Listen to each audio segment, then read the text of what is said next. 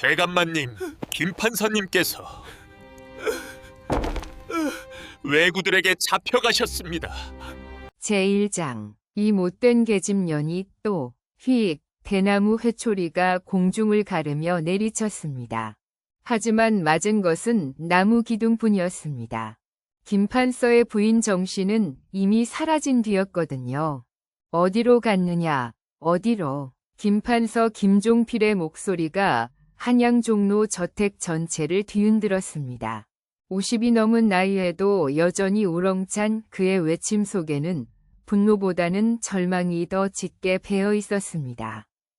여러분, 믿어지십니까? 조선시대에도 남편이 아내 눈치를 보며 살아야 했다는 사실 말입니다. 날이 부인께서는 또 친정으로 가셨습니다. 하인 덕수가 조심스럽게 말을 꺼냈습니다. 그의 얼굴에는 안타까움과 동정이 뒤섞여 있었습니다. 이런 일이 한두 번이 아니었거든요. 김판서의 어깨가 털썩 내려앉았습니다. 곤룡포 소매 끝이 바닥에 질질 끌릴 정도로 기가 빠져버린 모습이었습니다. 또 그 영의정 영감 앞에서 이놈 저놈 하며 나를 욕보이겠구나. 정씨의 아버지는 현직 영의정이었습니다. 조선 최고의 권력자 중 한 명이죠. 그리고 김종필은 그저 육조판서 중 하나일 뿐이었습니다. 권력의 서열이 분명했던 시대, 사위는 장인 앞에서 고개를 숙일 수밖에 없었습니다. 부인께서 또 뭐라고 하셨습니까? 덕수의 물음에 김판서는 헛웃음을 지었습니다. 첩을 드리고 싶으면 호조판서 자리부터 내려놓으라고 하더군. 아니, 그게 무슨 말인가? 나라에서 내려준 벼슬을 어찌 개인 사정으로 포기한단 말이냐? 조선시대 양반 남성에게 첩을 두는 것은 당연한 권리였습니다. 특히 김종필처럼 높은 관직에 있는 사람이라면 더욱 그랬죠. 하지만 정씨는 달랐습니다. 영애정이 딸이라는 배경을 등에 업고 남편의 첩들이기를 결사반대했던 것입니다. 그런데 날이 다른 분들은 어떻게 하시는지 혹시 아십니까? 덕수의 말에 김판서의 눈이 번뜩였습니다. 다른 분들? 예. 분명 나리와 같은 처지에 있는 분들이 계실 텐데 그분들은 어떤 방법을 쓰시는지. 그렇습니다. 김종필만 이런 고생을 하는 것이 아니었습니다.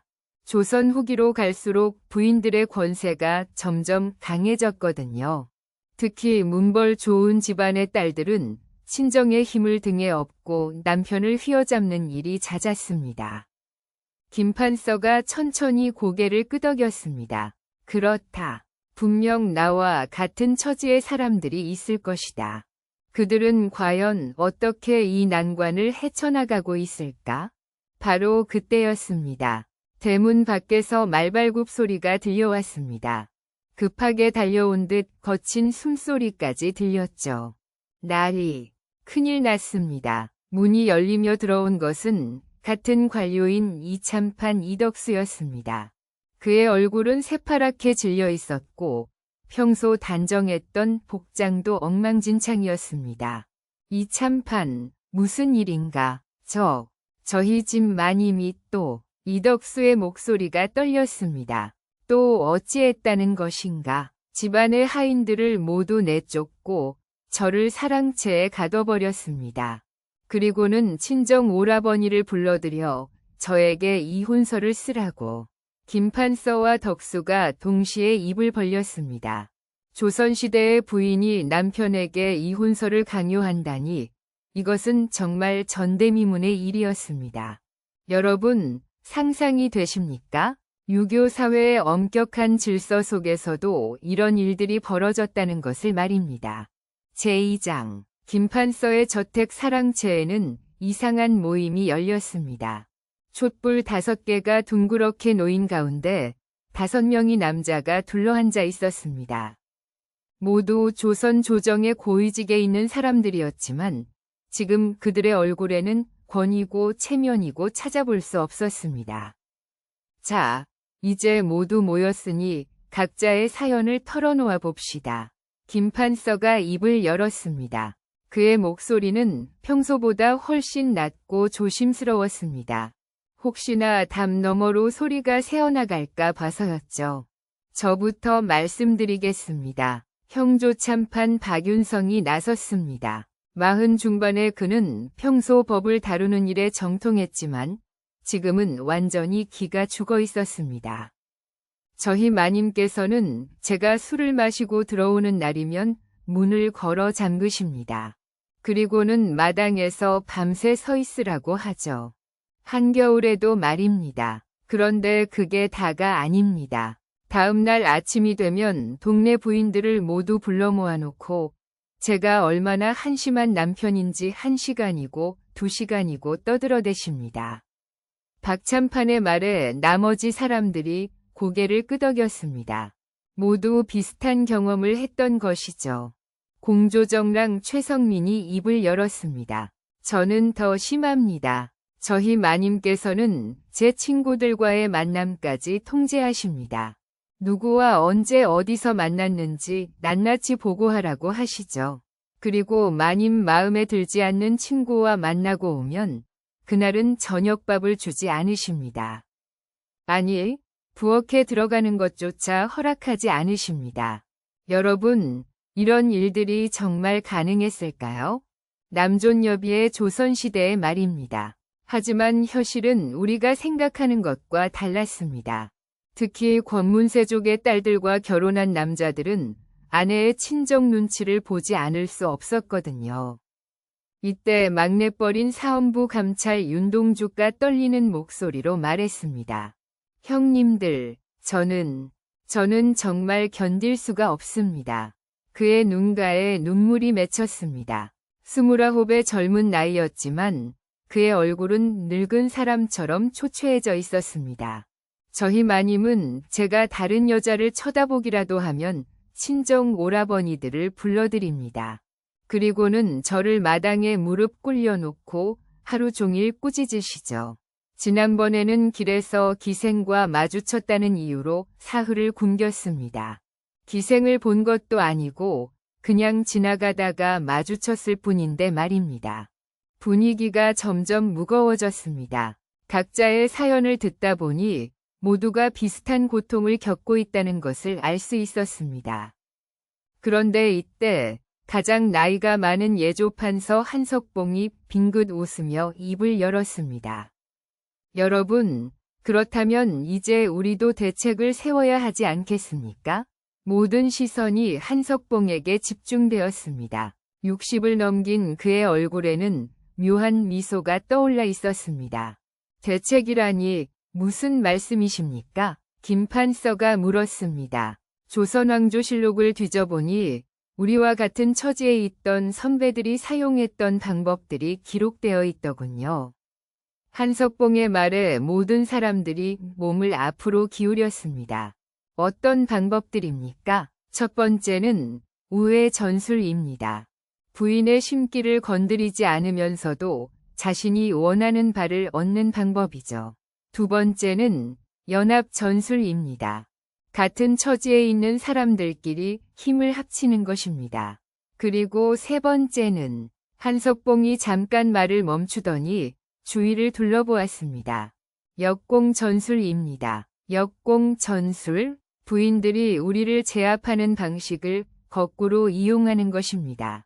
여러분, 과연 조선시대 바가지 쓴 남편들의 복수법이 어떤 것이었을까요? 그런데 바로 그때였습니다. 대문 밖에서 요란한 소리가 들려왔습니다. 여러 명이 발자국 소리와 함께 날카로운 여자 목소리들이 들렸습니다. 분명 여기 모여 있을 거예요. 우리 영감이 요즘 이상하더라니. 5명의 남자들이 동시에 얼굴이 하얗게 질렸습니다. 그들의 부인들이 찾아온 것입니다. 어서 다들 뒷마당으로. 한석봉의 재빠른 판단에 5명의 남자들이 촛불을 끄고 서둘러 자리를 떴습니다. 곤룡포 자락이 바닥을 스치는 소리조차 조심스럽게 죽이며 발끝으로 걸어나갔죠. 뒷마당 감나무 그늘 아래로 몸을 숨긴 그들은 가슴을 졸이며 앞마당 쪽을 바라보았습니다. 달빛 아래로 5명의 여인들이 성큼성큼 들어서는 모습이 보였습니다. 가장 앞장선 것은 김판서의 부인 정씨였습니다. 명예정이 딸답게 당당한 걸음걸이의 고개는 하늘을 향해 치켜 세워져 있었죠.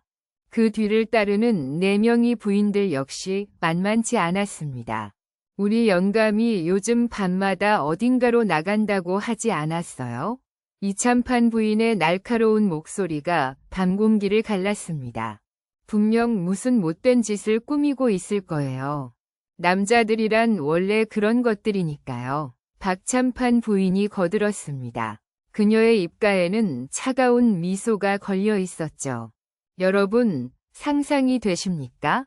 조선시대 양반 부인들이 이렇게 단체로 남편들을 추궁하러 나선다는 것을 말입니다. 감나무 아래 숨은 남자들의 이마에는 식은땀이 줄줄 흘러내렸습니다. 특히 막내인 윤동주는 온몸이 떨나무처럼 떨리고 있었죠. 형님들, 우리가 잡히기라도 하면. 윤동주의 떨리는 속삭임에 한석봉이 손짓으로 조용히 하라고 했습니다. 저기 촌농이 떨어져 있네요. 정씨의 예리한 눈이 사랑채 마루 위에 촌농 흔적을 발견했습니다. 5개의 촛불을 급하게 끈 탓에 바닥에 흔적이 남아 있었던 것이죠. 역시 여기서 무슨 음모를 꾸몄구나. 부인들이 사랑채 안으로 들어가 구석구석을 뒤지기 시작했습니다. 방석이 놓인 자리, 찻잔이 놓였던 흔적까지 샅샅이 살펴보았죠. 그런데 바로 그때였습니다. 아이고, 최성민이 발을 헛디뎌 감나무에 부딪혔습니다. 마른 가지 하나가 뚝 부러지며 땅에 떨어졌죠. 사랑채에 있던 5 부인의 고개가 일제히 뒷마당 쪽으로 돌아갔습니다. 날카로운 매의 눈처럼 어둠을 꿰뚫어 보았죠. 거기 누구 있는 거 아니에요? 정씨가 성큼성큼 뒷마당으로 걸어왔습니다. 다른 부인들도 그 뒤를 따랐죠. 남자들은 더 깊숙한 곳으로 몸을 숨겼지만 이미 때는 늦었습니다. 정씨의 예리한 눈이 감나무 그늘 사이로 흰 곤룡포 자락을 발견한 것입니다. 여보, 정씨의 외침이 밤하늘을 찢었습니다. 거기서 뭐 하고 있는 거예요? 관념한 김판서가 천천히 나왔습니다. 그의 뒤로 나머지 4사람도 줄줄이 모습을 드러냈죠. 모두 고개를 푹 숙인 채 아이들처럼 서 있었습니다. 이게 대체 무슨 꼴이에요? 정씨의 목소리가 한 옥타브 더 높아졌습니다. 밤중에 몰래 모여서 도대체 무슨 흉계를 꾸미고 있었던 거예요? 여러분, 이 순간의 상황이 얼마나 절망적이었는지 짐작이 되십니까? 조선 조정의 고위 관료들이 자신들의 부인 앞에서 꼼짝달싹 못하고 서 있는 모습을 말입니다. 그런데 이때 한석봉이 예상치 못한 행동을 했습니다. 고개를 천천히 들더니 정씨를 똑바로 바라본 것입니다. 부인들께서 이렇게 한밤중에 남의 집까지 찾아오시는 이유가 무엇입니까? 한석봉의 차분한 목소리에 5 부인이 순간 말문이 막혔습니다. 예상치 못한 반격이었죠. 우리는 그저 나라 일을 논의하고 있었을 뿐입니다. 조정에서 다루기 어려운 일들을 사적인 자리에서 상의하는 것이 그리 잘못된 일입니까? 정씨의 얼굴이 붉어졌습니다. 나라 일이요? 그럼 왜 숨어서 하는 거예요? 부인들께서 우리의 공무를 방해하실까 봐서였습니다. 한석봉의 대답은 당당했습니다. 60평생 관료 생활을 해온 그의 경험이 빛을 발하는 순간이었죠. 지금 이 나라의 급선무는 외구 방어책과 농업개혁인데 이런 중대한 문제들을 집에서 부인 눈치를 보며 논의할 수는 없지 않겠습니까? 다른 4명의 남자들이 한석봉의 말에 고개를 끄덕였습니다. 갑자기 희망의 빛이 보이기 시작했죠. 맞습니다. 우리는 나란 일을 위해 모인 것입니다. 김판서도 용기를 내어 말했습니다. 혹시 부인들께서는 국정을 논하는 우리를 방해하려 하시는 것입니까? 이 말에 부인들이 당황했습니다. 남편들을 추궁하러 온 것이 오히려 국정을 방해하는 일이 되어버린 상황이었죠. 여러분, 정말 기가 막히지 않습니까? 궁지에 몰린 남편들이 이렇게 기막힌 반전을 만들어낸다니 말입니다. 그런데 정 씨는 그렇게 쉽게 물러설 여자가 아니었습니다. 영애정이 딸답게 재빠른 판단력을 발휘했죠. 그렇다면 무슨 나란 일을 논의하고 계셨는지 자세히 말씀해 보세요. 정 씨의 날카로운 추궁에 남자들이 다시 당황했습니다. 사실 그들이 논의했던 부인들을 어떻게 다룰 것인가에 대한 것이었거든요. 그것은 김판서가 말을 더듬었습니다. 기밀 사항이라 함부로 말씀드릴 수 없습니다. 한석봉이 다시 나섰습니다. 기밀 사항이요? 정 씨의 눈이 더욱 날카로워졌습니다. 그렇다면 임금님께 직접 여쭈어 보겠어요. 우리 아버지를 통해서 말이에요. 이 말에 5 남자의 얼굴이 동시에 하얗게 질렸습니다. 영의정을 통해 임금에게까지 이 일이 알려진다면 그들의 거짓말이 탄론날 뿐만 아니라 허위 보고죄까지 뒤집었을 수 있었거든요. 부인, 그렇게까지 하실 필요는. 김판서가 다급하게 말했지만 정 씨는 이미 결심을 굳힌 상태였습니다. 내일 당장 아버지께 말씀드리겠어요. 도대체 무슨 기밀 사항을 논의했는지 임금님께서 직접 확인해 보시라고 말이에요. 바로 그 순간이었습니다. 대문 밖에서 말발굽 소리가 요란하게 들려왔습니다. 한밤중에 급히 달려오는 말소리는 보통 일이 아님을 의미했죠. 나리, 문을 열고 들어온 것은 궁궐의 내관이었습니다. 그의 얼굴은 새파랗게 질려 있었고 숨을 헐떡이며 다급하게 외쳤습니다.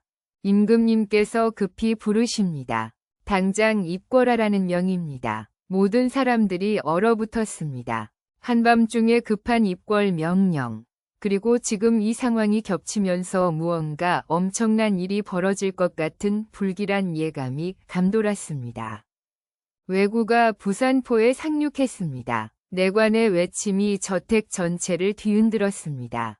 5명의 부인들과 5명의 남편들이 동시에 입을 벌린 채 얼어붙었죠. 한밤중에 급박한 상황이 그들의 사소한 다툼을 한순간에 무색하게 만들어버렸습니다. 지금 몇 척이나 됩니까? 한석봉이 가장 먼저 정신을 차리며 물었습니다. 60평생 크고 작은 국난을 겪어본 그의 경험이 빛을 발하는 순간이었죠. 정확한 숫자는 파악되지 않았으나 최소 100척은 넘을 것으로 보입니다. 임금님께서는 당장 비상대책회의를 소집하라 명하셨습니다. 내관의 말에 김판서가 벌떡 일어섰습니다. 호조판서로서 전시물자 조달의 책임을 지고 있는 그였거든요. 당장 말을 준비하라. 김판서가 하인 덕수에게 소리쳤습니다. 그런데 이상한 일이 벌어졌습니다. 방금 전까지 남편을 다그치던 정 씨가 재빠르게 움직이기 시작한 것이었습니다. 여보, 겨울 옷을 챙겨가세요. 밤이 깊어 추울 거예요. 정 씨가 사랑채 안으로 들어가 김판서의 두터운 겉옷을 가져왔습니다. 그리고는 따뜻한 차까지 끓여 대나무통에 담았죠. 부인, 김판서가 어리둥절한 표정으로 아내를 바라보았습니다. 방금 전까지 호랑이 같던 아내가 갑자기 다정한 어머니가 되어 있었거든요. 여러분, 이 얼마나 놀라운 변화입니까? 나라의 위기가 닥치자 부부간의 다툼 따위는 순식간에 뒷전으로 밀려나 버린 것입니다. 다른 부인들도 마찬가지였습니다. 이참판의 부인은 남편의 관복을 정성스럽게 정리해 주었고 박참판의 부인은 비상시에 먹을 수 있는 음식을 싸주었습니다. 아까까지 남편들을 추궁하던 매서운 모습은 온데간데 없이 사라졌죠.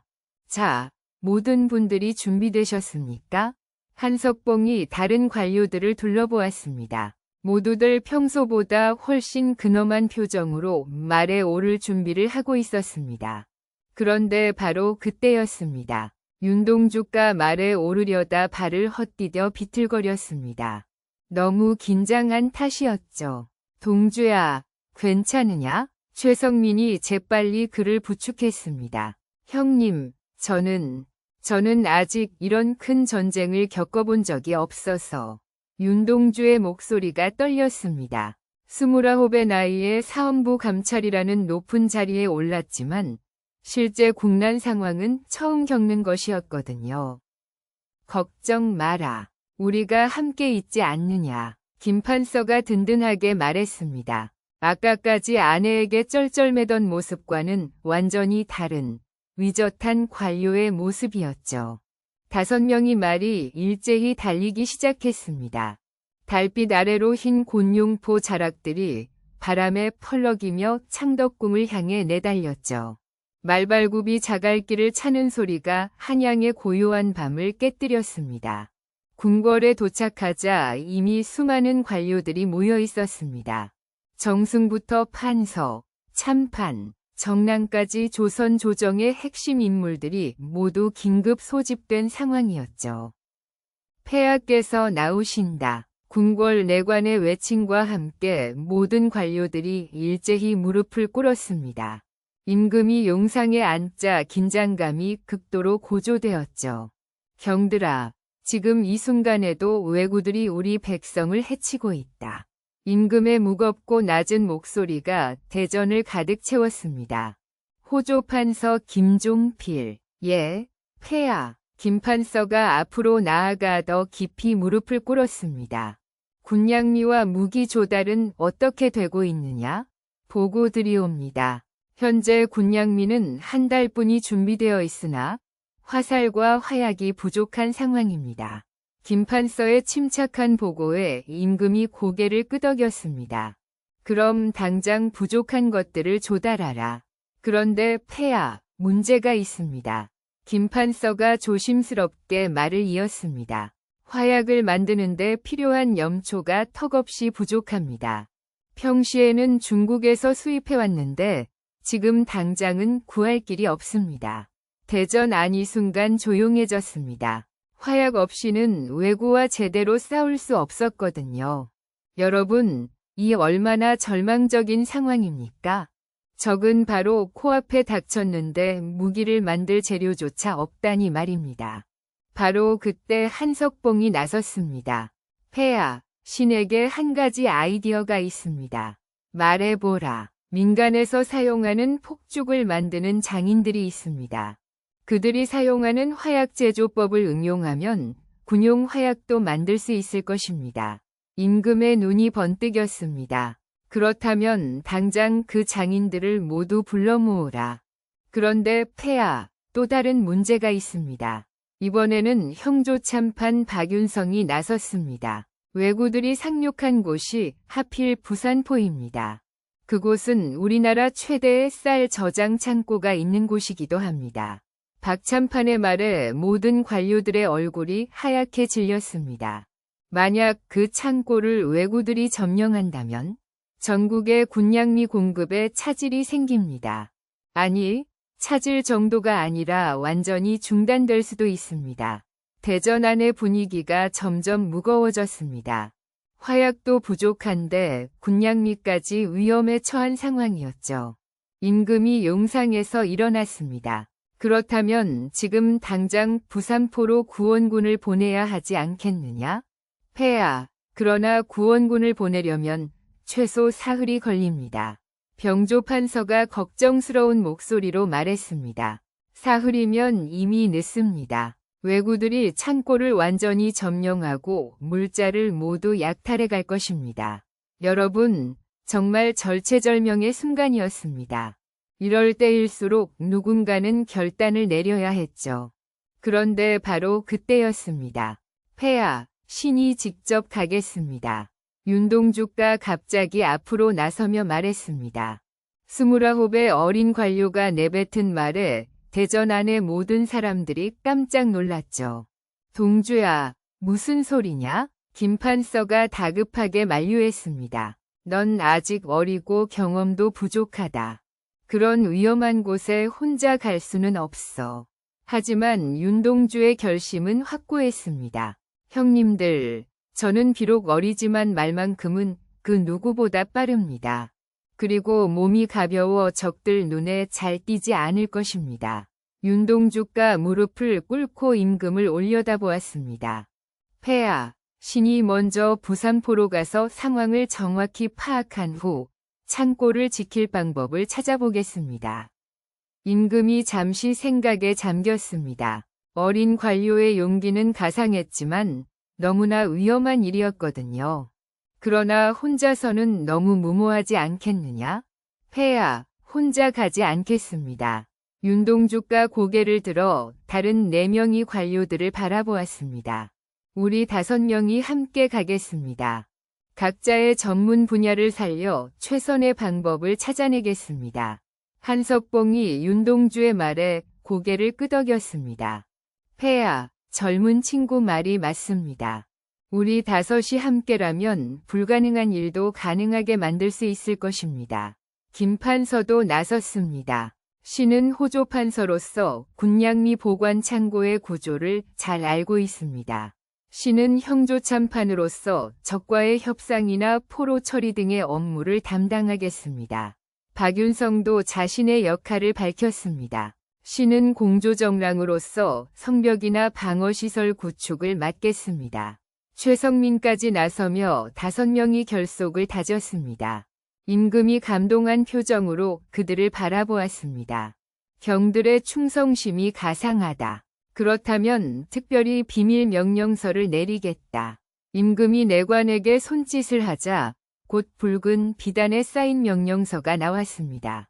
이 명령서에는 경들에게 전시 특별 권한을 부여한다는 내용이 담겨 있다. 필요하다면 지방관을 직접 명령할 수 있고 군사를 징발할 수도 있다.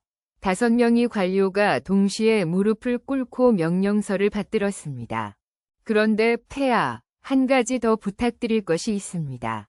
한석봉이 조심스럽게 말했습니다. 무엇이냐? 저희가 부산포에서 임무를 수행하는 동안 저희 부인들께서 걱정하지 않도록 궁에서 별도로 소식을 전해주시기 바랍니다. 임금이 빙그레 웃었습니다. 경들이 부인들 걱정까지 하는 것을 보니 평소 얼마나 금실이 좋은지 알 수 있구나. 5명의 관료들이 서로 쳐다보며 미묘한 미소를 지었습니다. 임금이 그들의 실제 가정사를 안다면 깜짝 놀랄 일이었죠. 여러분, 정말 아이러니하지 않습니까? 평소에는 부인들에게 쩔쩔매던 남자들이 국난 앞에서는 이렇게 용기를 내는 것을 말입니다. 자, 그럼 당장 출발 준비를 하시오. 임금의 명령에 5명이 일어났습니다. 폐하, 언제까지 임무를 완수해야 합니까? 윤동주가 물었습니다. 보름 안에는 결과를 알려주시오. 그때까지 조정에서도 지원군을 편성하여 보낼 것이니 명심하겠습니다. 5명이 대전을 나서려는데 갑자기 밖에서 요란한 소리가 들려왔습니다. 폐하, 급보입니다. 또 다른 내관이 헐레벌떡 뛰어들어왔습니다. 그의 얼굴은 새파랗게 질려 있었죠. 무슨 일이냐? 왜구들이 부산포뿐만 아니라 울산과 포항에도 동시에 상륙했습니다. 대전 안이 순간 얼음처럼 차가워졌습니다. 3곳에 동시에 상륙한다는 것은 이번 왜구의 침입이 단순한 노략질이 아니라 계획적인 대규모 침공이라는 뜻이었거든요. 그리고 내관이 더 떨리는 목소리로 말을 이었습니다. 울산에서 온 급보에 따르면 왜구들이 우리 백성들을 인질로 잡고 있다고 합니다. 그 숫자가 내관이 말을 멈췄습니다. 차마 입에 담기 어려운 숫자였던 것 같았죠. 얼마나 되느냐? 임금의 목소리가 떨렸습니다. 1000명이 넘습니다. 제7장. 1000명이 넘는다고 했습니까? 임금의 목소리가 용상 위에서 떨렸습니다. 대전 안의 모든 관료들이 숨을 죽인 채 내관의 다음 말을 기다렸죠. 촛불마저 깜빡거리는 것 같았습니다. 예, 폐하. 그런데 더 심각한 것은 내관이 턱을 떨며 말을 이었습니다. 왜구들이 인질들을 방패로 삼아 성 안으로 들어오고 있다는 것입니다. 우리 군사들이 공격하지 못하는 상황입니다. 김판서의 주먹이 바닥을 쳤습니다. 호조 판서로서 백성들의 안위를 책임져야 하는 그로서는 견딜 수 없는 일이었죠. 비열한 놈들, 조용히 하시오. 김판서. 한석봉이 김판서를 제지했습니다. 하지만 그의 얼굴에도 분노가 역력히 드러나 있었죠. 임금이 용상에서 일어나 대전 안을 천천히 걸었습니다. 골룡포가 바닥에 스치는 소리만이 정적을 깨뜨렸죠. 경들아, 이제 상황이 완전히 달라졌다. 임금의 목소리가 무겁게 가라앉았습니다. 단순히 창고를 지키는 것만으로는 부족하다. 이제는 우리 백성들의 목숨이 걸린 문제가 되었다. 5명의 관료가 서로 눈짓을 주고받았습니다. 모두가 같은 생각을 하고 있었죠. 임무의 난이도가 상상을 초월할 정도로 높아진 것입니다. 여러분, 상상이나 하실 수 있습니까? 1000명이 넘는 인질들을 구하면서 동시에 국가의 중요한 군량미 창고까지 지켜야 하는 상황을 말입니다. 그런데 바로 그때였습니다. 윤동주가 다시 한번 앞으로 나섰습니다. 폐하, 그렇다면 저희의 계획을 바꾸겠습니다. 어떻게 말이냐? 저희가 5곳으로 나누어 움직이겠습니다. 한 명씩 부산포, 울산, 포항에 가고 나머지 2명은 지원과 연락을 담당하겠습니다. 한석봉이 고개를 저었습니다. 동주야, 그건 너무 위험하다. 혼자서는 할 수 있는 일이 제한적이야. 형님, 하지만 지금 상황에서는 이것이 최선의 방법입니다. 윤동주의 눈에 결연함이 서렸습니다. 각자 맡은 지역에서 정보를 수집하고 가능한 방법을 찾아낸 후 다시 합류하는 겁니다. 박참판이 턱을 쓰다듬었습니다. 그런데 서로 연락은 어떻게 하지? 그것은 제가 해결하겠습니다. 최성민이 나섰습니다. 공조정랑으로서 전국의 역참과 봉화대를 활용할 수 있습니다. 암호를 정해서 서로 소식을 주고받으면 됩니다. 임금이 이들의 대화를 조용히 들으며 고개를 끄덕였습니다. 경들의 용기와 지혜가 가상하다. 그렇다면 그렇게 하도록 하자. 임금이 다시 용상에 앉으며 명령했습니다. 단, 조건이 있다. 사흘마다 한 번씩은 반드시 서로의 안부를 확인하라. 그리고 일주일 후에는 경상도 관찰사 관하에서 모두 만나라. 명심하겠습니다. 폐하, 5명이 일제히 무릎을 꿇었습니다. 그런데 폐하, 한 가지만 더 여쭈어 보겠습니다. 김판서가 조심스럽게 말했습니다. 만약 저희 중 누군가에게 만에 하나 사고가 생긴다면? 대전 안이 순간 조용해졌습니다. 모두가 생각하고 있었지만 차마 입에 담지 못했던 질문이었죠. 임금의 얼굴이 굳어졌습니다. 그런 일이 있어서는 안 된다. 경들은 반드시 모두 살아서 돌아와야 한다. 하지만 폐하, 김판서, 나는 경들 5명 모두가 필요하다. 한 명도 잃을 수 없다. 임금의 단호한 목소리에 5명이 고개를 숙였습니다. 바로 그때 대전 밖에서 또 다른 소리가 들려왔습니다. 이번에는 말발굽 소리가 아니라 여러 명이 발자국 소리였죠. 폐하, 부인들이 궁궐문 앞에 와 계십니다. 내관이 당황한 목소리로 보고했습니다. 부인들? 임금이 어리둥절한 표정을 지었습니다. 예. 김판서 부인을 비롯해 5분 모두 오셨는데 남편들을 만나게 해달라고 하십니다.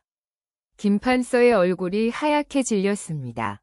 정씨가 궁궐까지 찾아온 것입니다. 어떻게 궁궐까지? 아무래도 집에 돌아오지 않으니까 궁금해서 온 것 같습니다.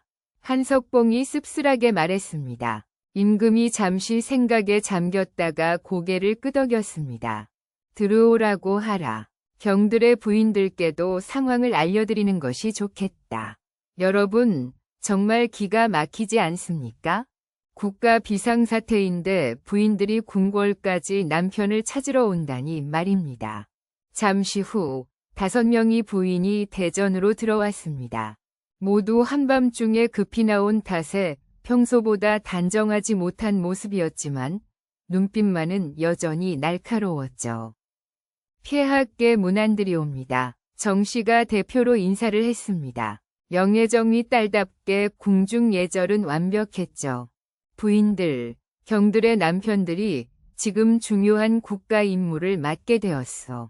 임금이 상황을 간략하게 설명했습니다. 외구의 침입과 인질 상황, 그리고 5명의 관료들이 떠맡은 위험한 임무까지 말이죠.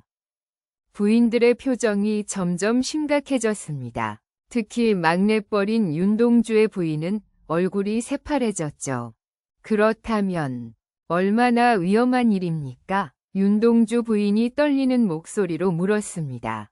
임금이 잠시 말을 멈췄습니다. 사실대로 말하면 부인들이 더욱 걱정할 것이고 거짓말을 할 수도 없는 상황이었죠. 부인들, 위험하지 않다고 거짓말할 수는 없소. 하지만 경들의 남편들이 가장 유능한 관료들이니 잘 해낼 것이오. 정 씨가 남편 김판서를 바라보았습니다.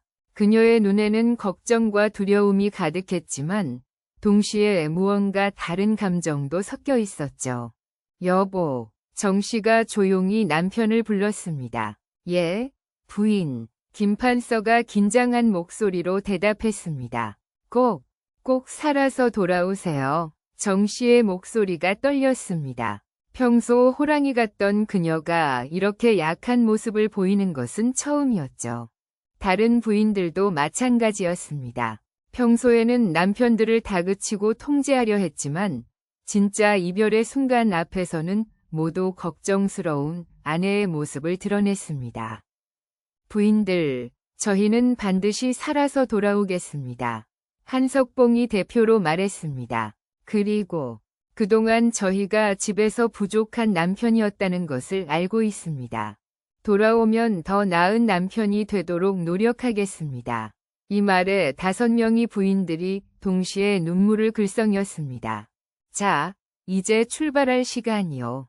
임금이 시간을 확인하며 말했습니다. 동이 틀 때까지는 아직 시간이 있지만 하루라도 빨리 현지에 도착하는 것이 좋겠소.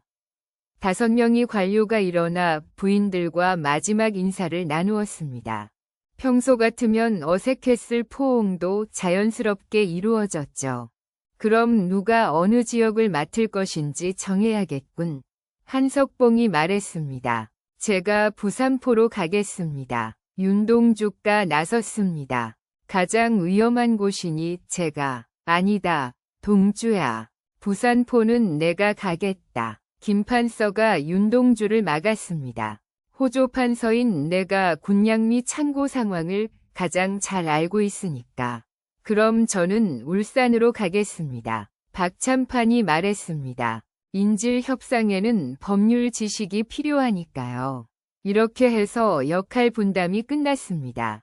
김판서는 부산포, 박참판은 울산, 윤동주는 포항, 최성민은 연락 담당으로 경주에, 그리고 한석봉은 전체 상황을 조율하며 대구에 머물기로 했죠.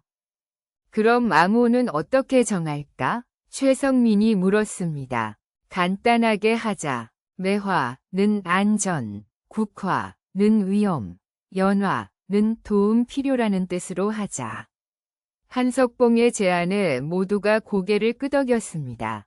제8장 새벽녘 5마리의 말이 서울 성문을 박차고 나섰습니다. 각자 다른 방향으로 향하는 그들의 뒤로는 아직 어둠에 잠긴 한양의 불빛들이 점점 작아져 갔죠. 이른 아침 안개 속에서 흰 곤룡포 자락들이 유령처럼 사라져 갔습니다. 김판서가 가장 먼저 부산포에 도착했습니다. 하지만 그가 본 것은 상상했던 것보다 훨씬 끔찍한 광경이었습니다. 바닷가 쪽에서 검은 연기가 치솟고 있었고 성벽 위에는 왜구들의 깃발이 나부끼고 있었죠. 이게 대체... 김판서가 말을 세우고 상황을 살펴보았습니다. 성문 앞에는 수많은 사람들이 무릎을 꿇고 있었는데 모두 조선의 백성들이었습니다. 그들 뒤로는 칼을 든 왜구들이 서 있었죠. 더욱 충격적인 것은 군량미 창고에서 나는 연기였습니다. 왜구들이 이미 창고 일부를 불태우기 시작한 것입니다. 저것들이 김판서의 주먹이 떨렸습니다. 호조판서로서 그 창고 안에 얼마나 많은 쌀이 저장되어 있는지 누구보다 잘 알고 있었거든요. 전국 백성들의 목숨과 직결된 소중한 자원들이 한 줌의 재로 변해가고 있었습니다. 한편 울산에 도착한 박찬판의 상황도 절망적이었습니다. 성 안에서 들려오는 아이들의 울음소리와 여인들의 비명소리가 그의 마음을 찢어놓았죠. 1000명이 넘는다고 했는데 박찬판이 성벽을 바라보며 중얼거렸습니다. 형조참판으로서 법과 질서를 다루는 일에는 익숙했지만 이렇게 대규모 인질 상황은 처음 겪는 일이었거든요. 성문 위에서 왜구 한 명이 조선말로 소리쳤습니다. 조선의 관군들아, 우리와 협상하고 싶으면 무기를 버리고 혼자 들어와라. 박찬판이 이를 악물었습니다. 저들의 요구대로 하면 자신도 인질이 될 가능성이 높았지만 그렇지 않으면 1000명의 백성들을 구할 방법이 없었죠. 여러분, 정말 잔인한 선택이지 않습니까? 자신의 목숨을 걸고 들어가든지 아니면 1000명의 백성을 포기하든지 해야 하는 상황을 말입니다. 포항에 도착한 윤동주는 또 다른 문제에 직면했습니다. 이곳의 왜구들은 다른 곳과는 달리 성을 점령하지 않고 바닷가에 임시 진지를 구축해 놓은 상태였죠. 저들이 노리는 것은 성이 아니라 윤동주가 망원경으로 적들의 움직임을 살펴보며 중얼거렸습니다. 왜구들이 열심히 무언가를 바다로 옮기고 있었는데 자세히 보니 조선의 화포들이었습니다. 무기를 노략질하고 있구나. 윤동주는 깨달았습니다. 포항의 왜구들은 조선의 최신 무기 기술을 훔치려는 목적으로 온 것이었죠. 특히 조선이 자랑하는 화포 기술은 일본이 몹시 탐내는 것이었습니다. 경주에 자리 잡은 최성민에게는 세 곳에서 암호로 된 급보들이 계속 들어오고 있었습니다. 모두 국화였죠. 즉, 세 곳 모두 매우 위험한 상황이라는 뜻이었습니다. 이렇게 되면 최성민이 지도를 펼치고 세 지역의 위치를 확인했습니다. 부산포, 울산, 포항이 일직선으로 배치되어 있었는데 이는 우연이 아니었습니다. 왜구들이 계획적으로 조선의 동남 해안을 봉쇄하려는 전략이었죠. 이대로 가면 경상도 전체가 왜구 손에 넘어간다. 최성민이 급히 대구에 있는 한석봉에게 전령을 보냈습니다. 내용은 간단했습니다. 연화 즉시 도움이 필요하다는 뜻이었죠. 대구에서 전체 상황을 파악하고 있던 한석봉은 세 지역에서 오는 보고를 종합해보니 끔찍한 사실을 깨달았습니다. 이것은 단순한 노략질이 아니다. 한석봉이 지도 위에 표시를 하며 중얼거렸습니다. 부산포에서는 군량미를, 울산에서는 인질로 협상력을, 포항에서는 무기 기술을. 이들은 조선을 완전히 무력화시키려는 계획을 세웠구나. 더욱 심각한 것은 시간이었습니다. 세 지역 모두에서 상황이 급박하게 돌아가고 있어 더 이상 망설일 시간이 없었죠. 바로 그때였습니다. 한석봉에게 네 번째 전령이 도착했습니다. 이번에는 서울에서 온 것이었죠. 대감마님, 궁에서 급보입니다. 전령이 헐떡이며 소식을 전했습니다. 일본에서 추가로 대선단이 출발했다는 정보가 들어왔습니다. 규모는 전령이 말을 망설였습니다. 얼마나 되느냐? 한석봉이 다급하게 물었습니다. 배가 300척이 넘습니다. 한석봉의 얼굴이 새파래졌습니다. 지금 세 곳을 공격하고 있는 왜구들은 선발대에 불과했다는 뜻이었죠. 본대는 훨씬 더 큰 규모로 조선을 향해 오고 있었습니다. 언제 도착한다는 것이냐? 사흘 후면 부산 앞바다에 나타날 것으로 예상됩니다.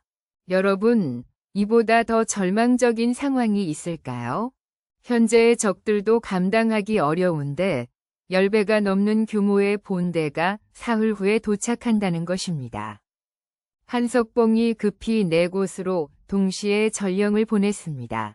내용은 모두 같았죠. 즉시 대구로 집결하라. 계획을 전면 수정한다. 하지만 그때 또 다른 전령이 도착했습니다. 이번에는 부산포에서 온 것이었는데 전령의 얼굴이 새파랗게 질려 있었습니다. 대감마님, 김판서님께서. 전령의 목소리가 떨렸습니다. 김판서님이 어찌 되었다는 것이냐? 왜구들에게 잡혀가셨습니다. 김판서님을 구하러 가야 합니다. 한석봉의 외침이 대구 관할을 뒤흔들었습니다. 하지만 바로 그때 뒷문으로 비틀거리며 들어오는 한 사람의 그림자가 보였죠. 너덜너덜해진 곤룡포, 얼굴 가득 상처를 입은 채로 말입니다. 형님들, 김판서였습니다. 모두가 그가 왜구들에게 잡혀갔다고 생각했는데 어떻게 된 일일까요? 종필아, 어떻게 여기까지? 한석봉이 급히 달려가 김판서를 부축했습니다. 그의 옷에서는 연기 냄새와 피비린내가 진동했죠. 저는 바가지 쓴 남편이지만 조선의 백성만큼은 포기할 수 없었습니다. 김판서가 힘겹게 말했습니다. 왜구들이 저를 잡으려 할 때 갑자기 생각났습니다. 우리가 부인들에게 당할 때 썼던 그 방법들을 말이에요. 여러분, 무슨 말인지 아시겠습니까? 평소 부인들의 바가지에 시달리며 터득한 회피 기술이 생사의 갈림길에서 빛을 발한 것입니다. 우회 전술을 썼습니다. 왜구들이 앞문으로 들이닥칠 때 저는 뒷담을 넘어 도망쳤죠. 마치 집에서 정씨가 화날 때처럼 말입니다. 김판서의 말에 다른 관료들이 고개를 끄덕였습니다. 그들 모두 비슷한 경험이 있었거든요. 그리고 군량미 창고에 불을 지르는 것을 막기 위해 연합 전술을 썼습니다. 창고지기들과 마을 사람들을 하나로 뭉치게 한 것이죠. 어떻게요? 윤동주가 물었습니다. 간단합니다. 그들에게 말했습니다. 우리가 지금 힘을 합치지 않으면 모두 굶어 죽는다고 말이에요. 마치 우리가 서로 뭉쳐야 부인들의 연합 공세에 맞설 수 있는 것처럼요. 여러분, 정말 기가 막히지 않습니까? 가정에서의 처세술이 국난 극복의 지혜가 된 것을 말입니다. 하지만 가장 중요한 것은 역공 전술이었습니다. 김판서의 눈이 번뜩였습니다. 왜구들이 우리를 위협할 때 저는 거꾸로 그들을 위협했습니다. 마치 정씨가 저를 다그칠 때 오히려 나란 일을 핑계로 반박했던 것처럼 말이죠. 구체적으로 어떻게 하셨습니까? 한석봉이 관심 있게 물었습니다. 왜구 우두머리에게 이렇게 말했습니다. 당신들이 지금 하는 짓은 명나라 황제가 가장 싫어하는 일이다. 명군이 오면 당신들은 모두 죽는다고 말이에요. 김판서가 빙긋 웃었습니다. 정씨가 저를 윽박지를 때 영의정 어른께서 싫어하신다고 하면 주춤하는 것과 똑같았습니다. 모든 사람들이 감탄했습니다. 평소 부인들에게 당하던 경험이 이렇게 써먹힐 줄 누가 알았겠습니까? 그런데 바로 그때 박참판과 윤동주도 연달아 관하로 들어왔습니다. 둘 다 상처투성이었지만 얼굴에는 성취감이 가득했죠. 형님들, 저희도 성공했습니다. 박참판이 기뻐했습니다. 울산의 인질들을 어떻게 구했는지 말씀해보세요. 한석봉이 물었습니다. 저 역시 평소 부인에게 당하던 경험을 활용했습니다. 왜구들과 협상할 때 굽신굽신 전술을 썼어요. 박참판이 웃으며 설명했습니다. 집에서 부인이 화날 때 일단 사과부터 하고 보는 것처럼 왜구들에게도 먼저 고개를 숙이며 들어갔습니다. 그러자 그들이 경계를 늦췄어요. 그 다음에는 어떻게 하셨습니까? 부인들이 우리를 다그칠 때 쓰는 약점 공략법을 거꾸로 썼습니다. 왜구 두목의 어머니가 고향에서 기다리고 있다는 이야기를 드러내서 어머니가 이런 일을 알면 얼마나 슬퍼하실까라고 했더니 박참판이 잠시 말을 멈추었다가 계속했습니다. 그 거친 외구가 눈물을 글썽이더군요. 그 틈을 타서 인질 협상을 성사시켰습니다. 여러분, 어떻습니까? 부인들의 잔소리에서 배운 심리전 기술이 1000명의 목숨을 구한 것입니다. 윤동주도 포항에서의 경험담을 털어놓았습니다. 저는 숨바꼭질 전술을 활용했습니다. 집에서 부인이 찾을 때 이 방 저 방으로 숨어 다니는 기술 말이에요. 윤동주가 수줍게 웃었습니다. 왜구들이 화포를 배로 옮기는 동안 저는 그들 사이에 숨어서 화약에 물을 뿌렸습니다. 하나하나씩 차근차근 말이에요.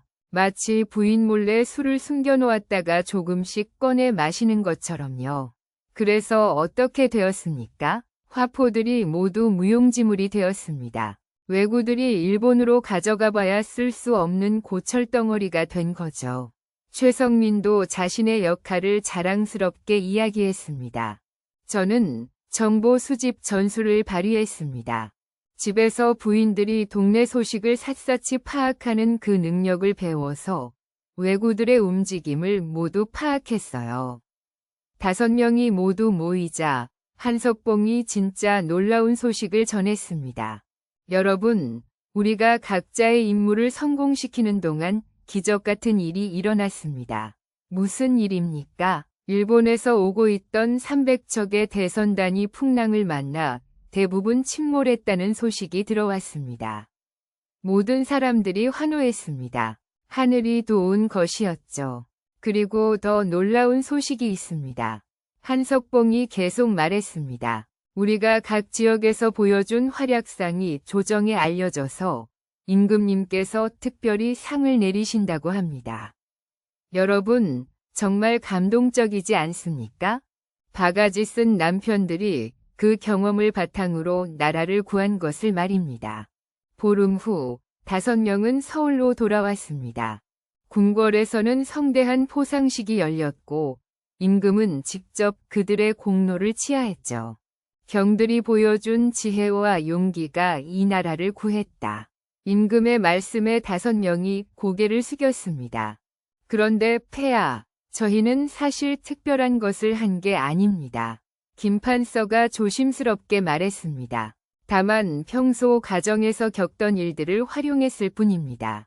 임금이 흥미롭게 물었습니다.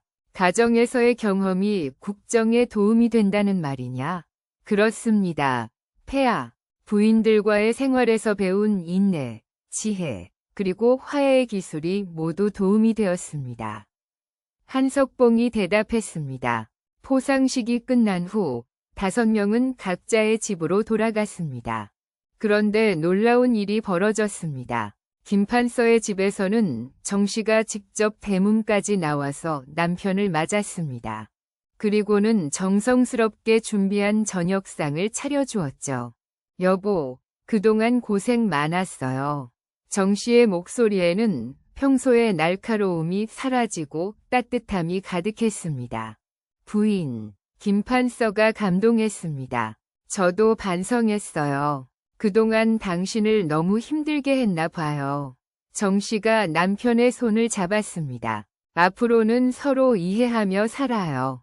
당신도 나라 일로 바쁘고 저도 집안일로 바쁘니까 서로 도와가며 사는 거예요. 다른 네 집에서도 비슷한 일이 벌어졌습니다. 남편들이 목숨을 걸고 나라를 위해 싸우는 동안 부인들도 많은 것을 깨달았던 것이죠. 여러분, 이 얼마나 아름다운 변화입니까? 위기를 통해 부부가 서로를 더 깊이 이해하게 된 것을 말입니다. 그 후로 5집안에는 평화가 찾아왔습니다. 물론 가끔씩 작은 다툼은 있었지만 예전처럼 심각하지는 않았죠. 서로를 존중하고 이해하는 마음이 생겼기 때문입니다. 윤동주는 더 이상 부인 눈치를 보지 않게 되었고 박참판도 술을 마시고 들어와도 문전박대를 당하지 않게 되었습니다. 최성민은 친구들과 자유롭게 만날 수 있게 되었죠. 그리고 무엇보다도 5명은 정기적으로 만나서 국정을 논의하는 모임을 계속했습니다. 이번에는 부인들도 함께 참석해서 좋은 의견을 제시했죠. 조선왕조실록에는 이 사건이 정윤현 외구 침입 사건으로 기록되어 있습니다. 그리고 특이하게도 5 관료들의 가정경험 활용법까지 자세히 적혀 있죠. 후세 사람들은 이 기록을 보며 말했습니다. 진정한 지혜는 일상에서 나오는 것이구나. 부부간의 작은 다툼도 헛된 것이 아니로구나. 가정이 평화로워야 나라도 평화롭구나. 여러분, 오늘 이 이야기를 들으시면서 어떤 생각이 드셨습니까? 조선시대 바가지 쓴 남편들이 그 쓰라린 경험을 바탕으로 나라를 구하고 결국 가정의 평화까지 되찾는 이 놀라운 이야기는 우리에게 소중한 교훈을 줍니다. 삶에서 겪는 모든 어려움과 시련, 심지어 부부간의 사소한 갈등까지도 우리를 더 지혜롭고 강하게 만드는 밑거름이 될 수 있다는 것을. 그리고 진정한 사랑은 서로를 이해하고 존중할 때 비로소 꽃 피운다는 것을 말입니다.